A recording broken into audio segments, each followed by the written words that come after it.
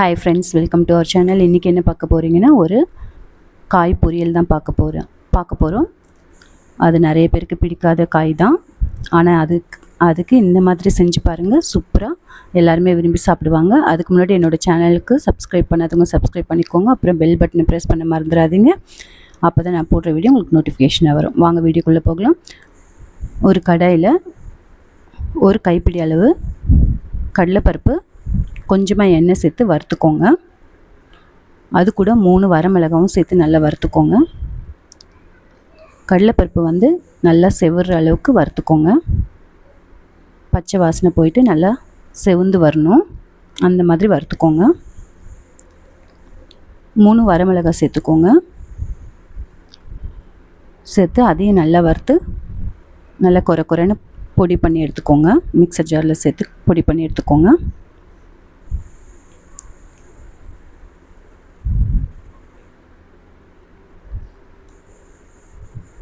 பொடி பண்ணி இந்த மாதிரி வறுத்துட்டு இந்த மாதிரி மிக்சர் ஜாரில் சேர்த்து பொடி பண்ணி எடுத்துக்கோங்க.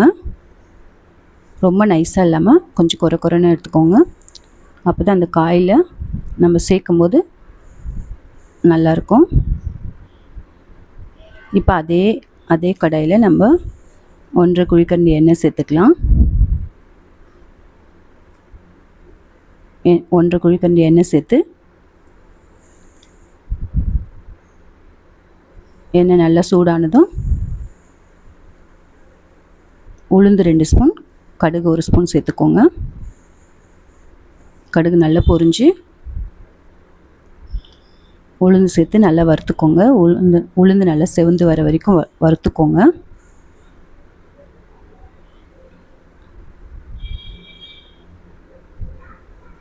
உளுந்து நல்லா செவந்து வரட்டும். செவந்து வந்த பிறகு நல்லா ஒரு பெரிய வெங்காயம் பொடியாக கட் பண்ணி அதையும் இதோடு சேர்த்துருங்க.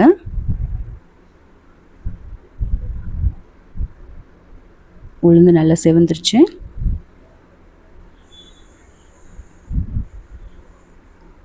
நல்லா செவந்த பிறகு ஒரு வெங்காயம் பொடியாக கட் பண்ணி சேர்த்துக்கோங்க. சேர்த்துட்டு ஆஸ் யூஷுவல் நம்ம வதக்கும் போதே உப்பு, மஞ்சள்தூள் சேர்த்துக்கலாம். தேவையான அளவு கல் உப்பு சேர்த்துக்கோங்க. ஒரு 1/4 ஸ்பூன் மஞ்சள்தூள் சேர்த்துக்கோங்க. சேர்த்து நல்லா வதக்கிக்கோங்க.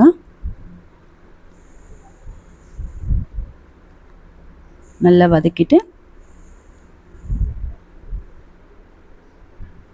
உப்பு மஞ்சள்தூள் சேர்க்கறதுனால சீக்கிரமும் வதங்கிடும். அப்படியே லேட் ஆச்சுன்னா நீங்கள் 2 நிமிஷம் மூடி போட்டு வச்சுடுங்க.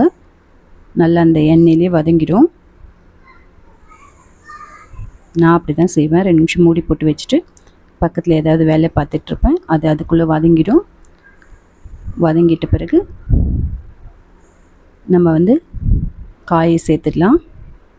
அது ஒரு சிலருக்கு பிடிக்காத காயின்னு சொன்னேன்ல, அது என்ன காயின்னு பார்க்குறீங்களா? கொத்தவரங்காய் ஒரு சிலருக்கு பிடிக்காது.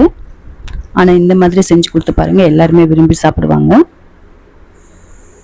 எப்பவும் ஒரே மாதிரி செய்யாமல் இந்த மாதிரி செஞ்சு கொடுத்து பாருங்கள், பசங்க கூட விரும்பி சாப்பிடுவாங்க. இது ரொம்ப காரமே இருக்காது, நல்ல மைல்டாக இருக்கும்.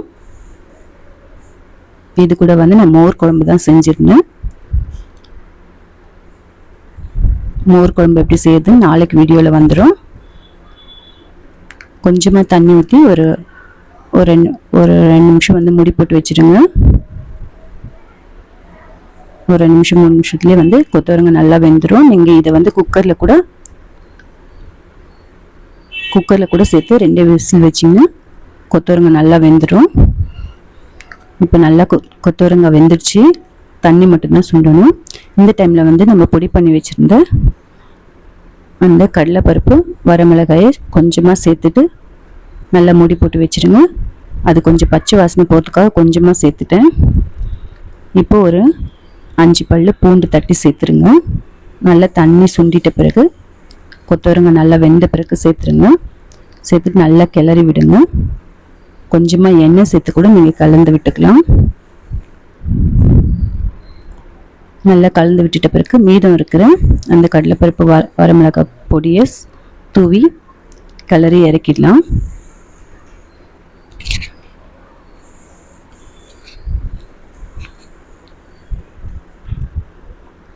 தூவி இறக்கிடுங்க. நல்லா கலந்து விட்டு இறக்கிடுங்க. கொத்தவரங்காய் பொரியல் சூப்பராக இருக்கும். பிடிக்காதுன்னு சொல்கிறவங்க கூட இந்த மாதிரி செஞ்சு கொடுத்தீங்கன்னா ரொம்ப விரும்பி சாப்பிடுவாங்க. இது வந்து காரக்குழம்புக்கு, வத்த குழம்புக்கு, சாம்பாருக்கு எல்லாமே சூப்பராக இருக்கும். இப்போ கொத்தவரங்காய் சூப்பராக ரெடி ஆயிடுச்சு. ரைஸ் கூட, மோர் குழம்பு கூட கொத்தவரங்காய் சூப்பராக ரெடி ஆயிடுச்சு. இந்த வீடியோ உங்களுக்கு பிடிச்சிருந்ததுன்னா என்னோட சேனலை சப்ஸ்கிரைப் பண்ணிக்கோங்க. அப்புறம் உங்கள் ஃப்ரெண்ட்ஸுங்களுக்கும் ஷேர் பண்ணுங்கள். நாளைக்கு வீடியோவில் மோர் குழம்பு எப்படி செய்யுதுன்னு பார்க்கலாம். தேங்க்யூ.